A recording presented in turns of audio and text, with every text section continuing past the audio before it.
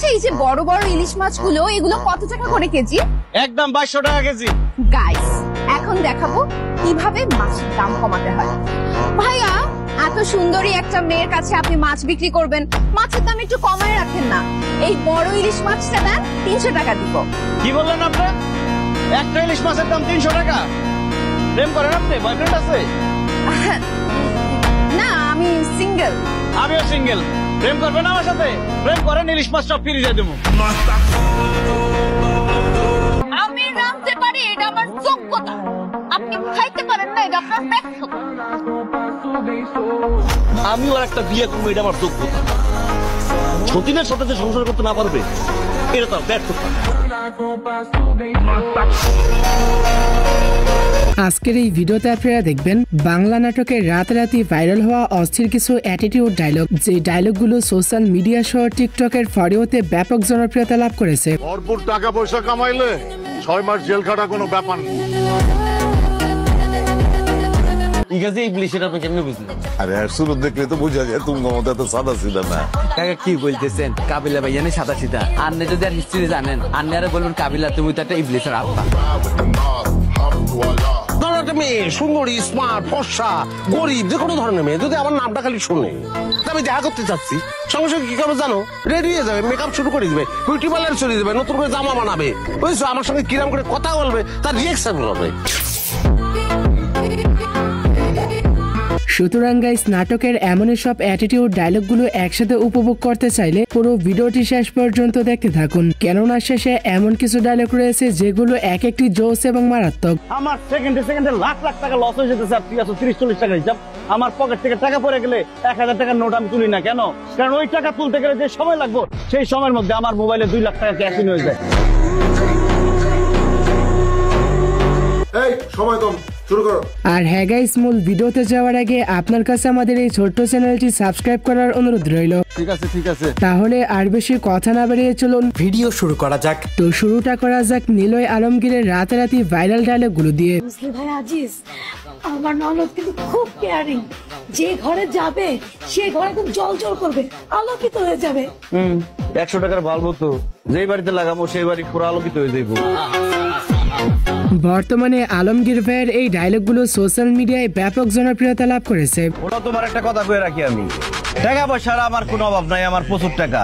2 হাতে উড়ায়ও টাকা শেষ করতে পারবে না তুমি, কারণ আমি টাকা তোমার উড়াইতে দেবো না। তুই যে কলাটা ছিল মুখের মধ্যে ঢুকালি, তুই একটা বার আমার জিজ্ঞাসা কলার দাম কত? এই কলার দাম তুই দিতে পারবি? এই তুই কার সাথে কিভাবে কথা বলতেছ? তুই আমার চিনস পকেটের বাচ্চা? আমি শিল্পপতি আজিজ। আর সত্যি বলতে তার নাটকগুলো আমার কাছেও বেশ ভালো লাগে। ভাইরাল হতে চাইলে নিজে ক্রিয়েটিভ কিছু কর। টিকটক দেখে ছাপড়ি মতো খালি কপি করিস না। বঞ্চিতেছে তোর গলার মধ্যে চাপ দিয়ে একটা, খালি গায়ে একটা টুকা দিয়ে দেখ, হাত পানি আবার যেতে পারবে, একদম ভাঙ্গা পকেটে পড়ে দেবো। যাই হোক, তারপরে আপনারা দেখবেন নাটকের জনপ্রিয় অভিনেতা মুশফিকার ফারহানের রিসেন্টলি ভাইরাল হওয়া ডায়লগগুলি। মিরন সাহেব, সমাজ সেবা করবেন, মানুষের পাশে থাকবেন, ভালো কথা, কিন্তু আপনার ছোট ভাই আমার বন্ধুরে গুলি করার সাহসটা কই পাইলো ভাই? ইতিমধ্যে যারা টিকটকে কম বেশি আসা যাওয়া করেছেন তারা হয়তো ফারহানের এই ডায়লগগুলো একবার হলেও শুনে থাকবেন। আচ্ছা, আমি একটু দেরি করে ফেলছি, আমার সকালবেলা আমি আসলে ঘুম থেকে উঠতে পারি না, একটাই প্রবলেম আমার। হ্যাঁ, রাতের বেলা কি আপনি চুরি করেন নাকি? Excuse me? অ্যাকচুয়ালি যারা রাতের বেলা চুরি করে তারা তো ঘুম থেকে আর্লি উঠতে পারে না। আপনিও তো দিনের বেলা আর্লি ঘুম থেকে উঠতে পারেননি, এজন্য ভাবলাম আপনি আবার চুরি করেছেন কিনা। আসলে সকাল সকাল ঘুম থেকে উঠে কামলারা অবশ্য জমিদারদের লাইফ স্টাইল সম্পর্কে ধারণা থাকবে, এটাই স্বাভাবিক। চল কাজীবির সামনে। সো এরপরে রয়েছে ব্যাচেলার পয়েন্টের পরিচিত মুখ শিমুলের অস্থির কিছু বাপমার্কা অ্যাটিটিউড ডায়লগ। কেন তোরে ব্যাকে খালি কি লাইবো? তুমি কিন্তু ইদানিং বেশি ফটর করো। এই 2-3 গা চকলেট পোলা বাইন্দে ভাঙাই খাই, তোমার অনেক ফাট বাড়ি গেছে। শয়তানি কাকে বলে, কত প্রকার ও কি কি, এটা শিমুলের ডায়লগগুলো শুনলেই বোঝা যায়। ব্যাচেলার পয়েন্টের নায়করে আপনি মারবেন আর নায়ক বসে বসে আঙুল চুবো কেন? আমি ক্যারেক্টারে আছি ভাই। আমিও ভাইয়া ক্যারেক্টারে আছি, শিমুলের ফাঁসারে কোনো টাইম নেই। এনিওয়ে গাইস, তারপরে রয়েছে জাকির হোসেন নেইমারের আপকামিং ভাইরাল হওয়া চাপাবাজি ডায়লগগুলি। এই মিয়া তুমি আবার ওই গুন্ডা গুন্ডা নেই? না না কাকা, আই গুন্ডা ন, মেরারে প্লেবে বলে একজন ব্যবসায়ী আর নেট বাঘের মতো ফাস্ট। ভাইয়া লুঙ্গি বললে সমস্যা নাই, আর আই লুঙ্গি বলে আনের কি? কাউরে লুঙ্গি বড় থাকলে আমার সমস্যা হয়। বুঝছি ভাইয়া, এটা তো লুঙ্গি হেডি করতো যে তুলি ভরে দিবেন। যদিও ব্যাচেলার পয়েন্ট নাটকটি আগের মতো তেমন ভালো রেসপন্স পায়নি, তবে জাকিরের এই ডায়লগগুলো সোশ্যাল মিডিয়ায় বেশ সাড়া পেয়েছে। আই তো কয়েক মাস পর মালয়েশিয়া যেতেছি ব্যবসার কাজে, টুরিস্ট বিষয়। মালয়েশিয়ায় কি সারাদিন খালি ঘুরমু, শপিং করবো, ক্লাইম্বিং করবো আর ইস্পার লইমু। কি করবা? ঘুরমু, শপিং করবো, মানে কেনাকাটা করবো, তারপর ক্লাবিং। তুই আমার কেলাপ চেনা হয়? ওই 3 মাস কাতার আসালাম, তুই আমার কেলাপ বোঝাইতে আইছো। আর কি যেন বলছো? এসপা? মনে হয় ওই এসপা নেই কখনো। আপনি এসপা নিয়েও ফেলছেন, এখন তো আনের হাবু কাকা ন, আনের ভাইয়া ন, আনের বন্ধু হাবু বন্ধু। Nice to meet you my friend. বন্ধু মিলি মালয়েশিয়া কি ইস্পার লইম, ইস্পার খরচ আর। যাই হোক, এরপরে আপনারা দেখবেন বাংলা নাটকের কিং মুশারফ করিমের রাতারাতি টিকটক কাঁপানো বাপ মার্কা অ্যাটিটিউড কিছু ডায়লগ। আমার চেহারা লয়ে আমার খোটা দিছিলা, ইনসাল্ট করছিলা, চেহারা ভালো না। আমি তোমার চ্যালেঞ্জ করছিলাম, মনে আছে? যে চেহারা আমি বদলাই ফেলাবো। নিঃসন্দেহে মুশারফ করিমকে ডায়লগ কিং বলা যায়, কেননা তিনি যেটাই বলে সেটাই অ্যাটিটিউড হয়ে যায়। এত জিত তো ভালো না। একটা জিনিস মনে রাখবেন অতি ভাই, কাউরে যদি 10 হাত পানির নিচে চুবাইতে চান, আপনার নিজের কিন্তু 9 হাত পানির নিচে যাইতে হবে। কখনো কখনো হাত ফসকাইয়া আপনি 11 হাত পানির নিচেও চলে যেতে পারেন। সো তারপরে রয়েছে বস আরফান নিশোর রিসেন্টলি ভাইরাল ডায়লগগুলো। আরে বেটা তুই বুঝলি না বেটা, দেখতে একই রকম লাগে কিন্তু আসলে মাল একরকম না। ওইটা যখন ব্র্যান্ডের জিনিস পরে যখন হাঁটবি না, এটার ভাবই আলাদা, বুঝছ নাই? হ্যাঁ, আরফান নিশোর এই ডায়লগগুলো ছাড়াও ইতিমধ্যে তাণ্ডব সিনেমার একটি ডায়লগ ব্যাপক জনপ্রিয়তা লাভ করেছে। আমি মাসুদ, আমার টাকা কেউ নিতে পারবো না, জায়গায় জায়গায় সাদা করে দিব, ঘুমাইতে পারবি না।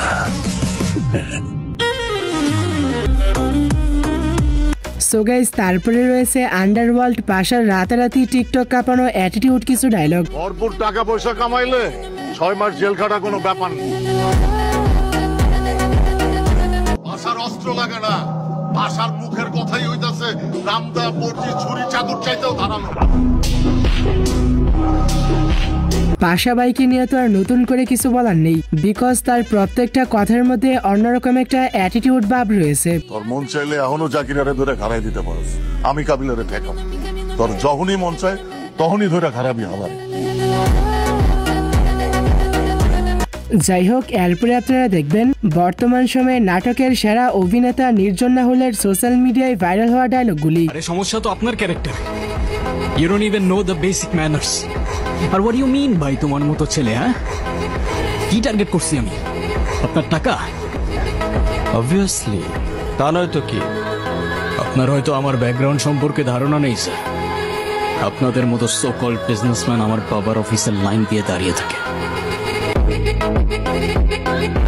গুরু, এই আওয়াজ নিচ্ছে পটল, পটলা এটা রাখ, নাইলে পটল তুললে তোর খরচায় সুইজা পাবি না কাক।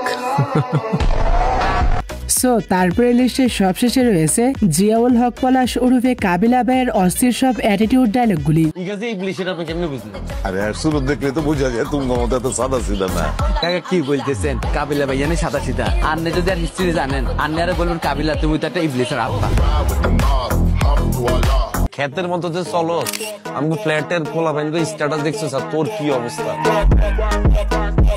তো বন্ধুরা, আজকের মতো এই পর্যন্তই। দেখা হচ্ছে পরবর্তী নতুন কোনো ভিডিওতে। ততক্ষণ ভালো থাকুন, সুস্থ থাকুন, টেক কেয়ার, আল্লাহ হাফেজ। अब तुम लोग गलती से अगर नए हो तो सब्सक्राइब करो, वो जो लाल वाला बटन है उस पर अपने जीजा जी फेंक के मारो या फूफा जी, मुझे नहीं पता, बस क्लिक हो जाना चाहिए। अब मैं भी जा रहा हूं, मुझे मुठिया बेलने जाना है। बाय।